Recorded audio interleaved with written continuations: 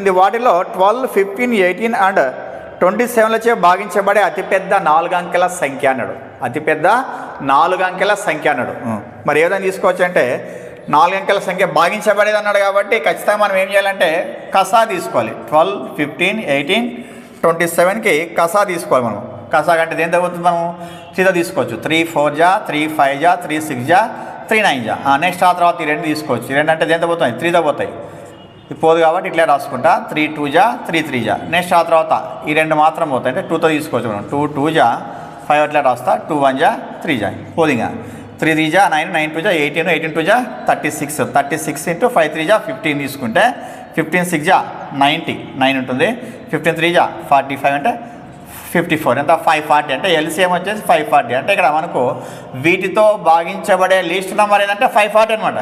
కానీ 4 అంకెల అతిపెద్ద సంఖ్య అంటే ఏది వస్తుంది మనకు, 499 వస్తుంది. ఇప్పుడు ఏం చేస్తానంటే కొద్దిగా లాజిక్ మీదుగా 540తో దీన్ని డివిజిబుల్ చేస్తాను. అంటే 540 1 జా తీసుకుంటే 540 క్యాన్సిల్ అవుతుంది. 9 5 4 9 అనమాట. 9 తీసుకున్నా. నెక్స్ట్ 8 తీసుకుందాము.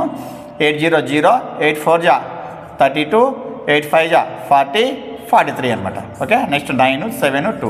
ఇప్పుడు మళ్ళీ పాయింట్ పెట్టుకోవాలా, ఇక్కడ 0 పెట్టుకొని మళ్ళీ డివిజువల్ చేయాలి. అంటే ఫస్ట్ ఇది 1తోనే పోయేది మళ్ళీ, అంటే 540 అనమాట.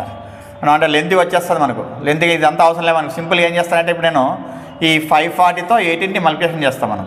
540 ఇంటూ 18 తీసుకుంటా.